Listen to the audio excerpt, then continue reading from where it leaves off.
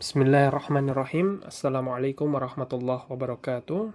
Alhamdulillah, salatu wassalamu ala rasulillah. Segala puji dan puja kehadirat Allah subhanahu wa ta'ala, juga salawat dan taslim kepada Nabi besar Muhammad sallallahu alaihi wasallam. Baik, kembali lagi bersama saya Yuki di mata kuliah Ekonomi Keuangan Islam. Nah, pada kesempatan kali ini saya ingin mempresentasikan materi tentang sejarah dan konsep dasar ekonomi Islam, gitu ya. Nah, sekarang kita ke pengertian ekonomi Islam terlebih dahulu. Jadi, ekonomi Islam itu merupakan sistem ekonomi yang berlandaskan pada prinsip-prinsip syariah Islam. Nah, ini mencakup kegiatan ekonomi yang memperhatikan aspek moral dan etika dengan tujuan mencapai keadilan sosial dan kesejahteraan umat. Nah, ekonomi syariah ini melarang seperti praktik riba, gharar, maisir, serta mendorong investasi yang produktif dan kegiatan yang bermanfaat bagi masyarakat. Nah, prinsip distribusi kekayaan yang adil dan tanggung jawab sosial juga menjadi fokus utama dalam ekonomi Islam. Nah, kita ke sejarah awal ekonomi Islam, ya. Yang pertama itu pada masa Rasulullah Shallallahu Alaihi Wasallam. Nah, pada masa beliau Shallallahu Alaihi Wasallam itu ada larangan riba dan penekanan pada kejujuran dalam transaksi. Yang kedua juga ada penetapan zakat sebagai kewajiban sosial. Nah, yang ketiga itu ada pembentukan sistem perdagangan yang adil. Nah, praktek ekonominya Rasulullah Shallallahu Alaihi Wasallam itu sebagai pedagang, ya, yang menerapkan prinsip syariah dalam bisnis. Nah, pada saat Khilafah Rasyidin, pada saat perkembangan ekonominya itu, pengelolaan sumber daya secara adil oleh Khalifah Abu Bakar dan Umar bin Khattab. Nah, penerapan zakat dan pajak untuk mendanai kesejahteraan masyarakat. Dan juga ada ekspansi wilayah membawa sistem ekonomi Islam ke daerah baru. Nah, contoh praktiknya itu seperti pendirian Baitul Mal oleh Umar bin Khattab untuk mengelola dana umat. Dan yang ketiga, perkembangan di zaman Umayyah dan Abbasiyah. Nah, di zaman ini, ekspansi wilayah dan pembangunan infrastruktur untuk meningkatkan perdagangan sudah dimulai, dan juga sistem pajak yang terstruktur. Nah, di Baghdad menjadi pusat perdagangan internasional. Kemajuan dalam ilmu pengetahuan dan sistem keuangan juga sudah maju, dan juga penetapan hukum Islam dalam ekonomi termasuk zakat dan pelarangan riba. Nah, jadi dalam sejarah awal ekonomi Islam ini menekankan prinsip keadilan, kesejahteraan, dan pengelolaan sumber daya yang efektif dari masa Rasulullah Shallallahu Alaihi Wasallam hingga perkembangan pesat di era Khilafah Umayyah dan Abbasiyah. Nah, selanjutnya kita ke prinsip-prinsip dasar ekonomi Islam. Nah, yang pertama itu ada tauhid, ya. Nah, prinsip tauhid ini mengacu pada keyakinan bahwa hanya ada satu Tuhan, yaitu Allah Subhanahu wa taala, yang mengatur seluruh alam semesta, termasuk aktivitas ekonomi. Nah, dalam konteks ekonomi ini berarti bahwa semua sumber daya dan kekayaan itu adalah milik Allah dan manusia hanya sebagai pengelola yang bertanggung jawab untuk mengelolanya dengan baik. Nah, prinsip ini juga mendorong individu untuk bertindak sesuai dengan nilai-nilai moral dan etika Islam dalam semua aspek kehidupan, termasuk dalam ekonomi, gitu ya. Nah, yang kedua itu ada keadilan. Nah, keadilan ini merupakan prinsip yang fundamental dalam ekonomi Islam, yang menekankan pentingnya distribusi kekayaan yang adil dan merata. Nah, setiap individu berhak mendapatkan hak-haknya, dan setiap bentuk eksploitasi, penipuan, atau ketidakadilan itu harus dihindari. Nah, ekonomi Islam ini berupaya menciptakan masyarakat yang sejahtera, di mana semua orang itu memiliki akses yang sama terhadap sumber daya dan kesempatan. Nah, yang ketiga ini ada keseimbangan. Nah, keseimbangan dalam ekonomi Islam ini merujuk pada harmoni antara berbagai aspek kehidupan, seperti ekonomi sosial dan lingkungan. Prinsip ini juga mengharuskan individu dan masyarakat untuk tidak hanya mengejar keuntungan materi saja, tetapi juga mempertimbangkan dampak sosial dan lingkungan dari kegiatan ekonomi yang dilakukan. Nah, keseimbangan ini bertujuan untuk menciptakan kemakmuran dan berkelanjutan bagi seluruh umat manusia.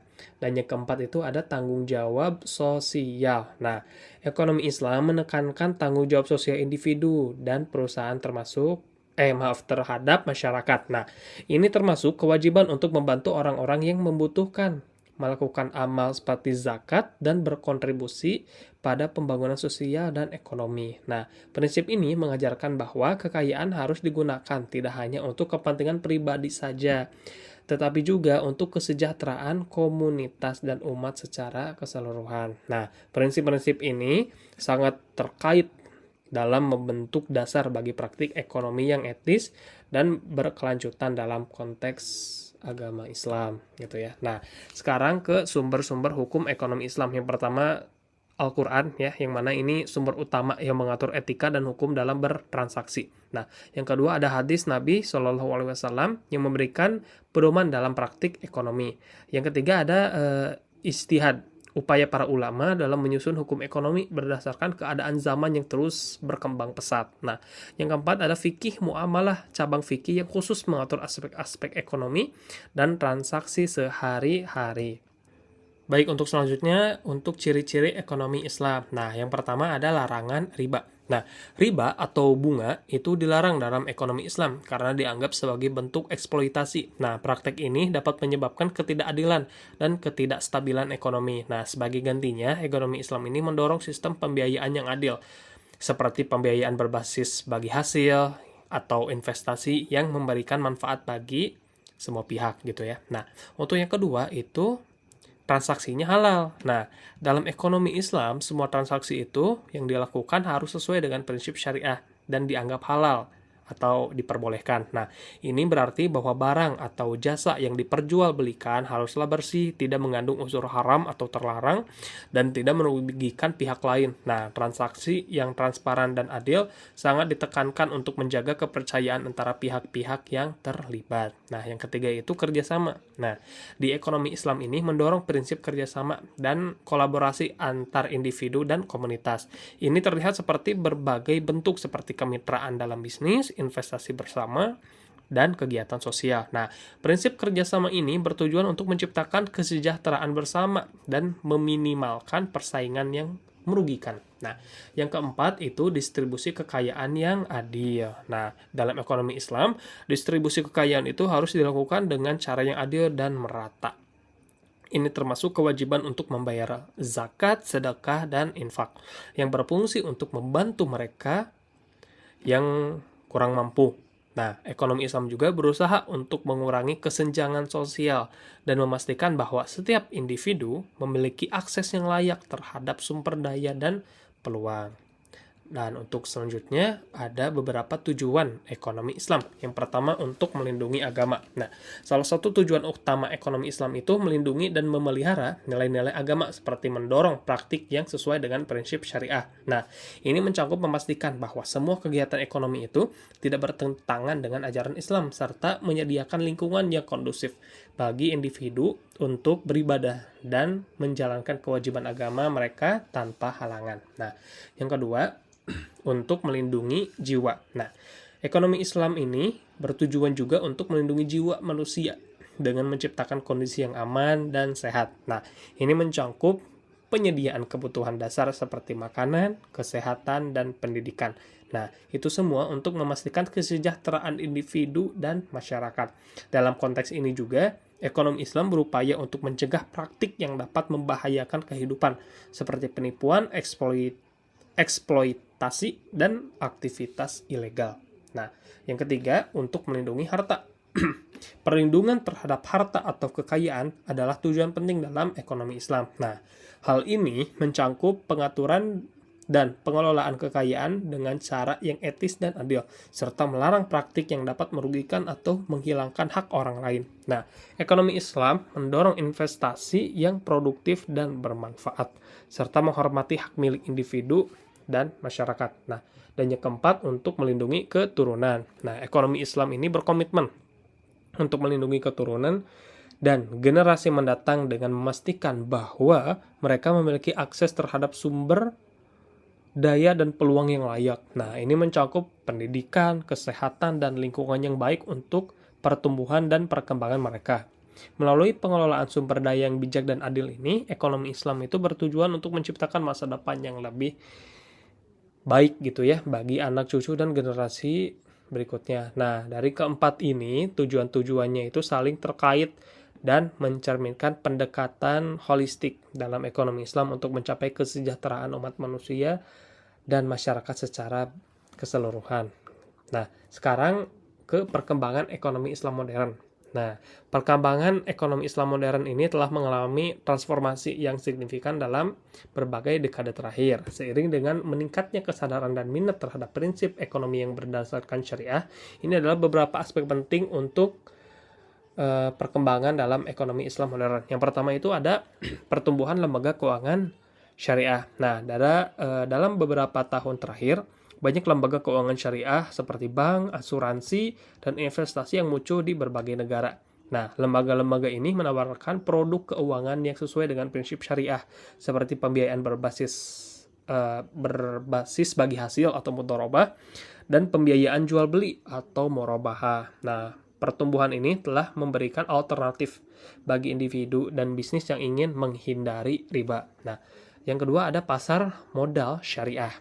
Nah, pasar modal ini juga sangat berkembang pesat ya dengan banyak bursa efek yang menyediakan instrumen investasi yang sesuai dengan syariah seperti sukuk dan saham syariah. Nah, ini memberikan investor kesempatan untuk berinvestasi dalam perusahaan yang beroperasi sesuai dengan prinsip Islam serta mendorong pertumbuhan ekonomi yang berkelanjutan.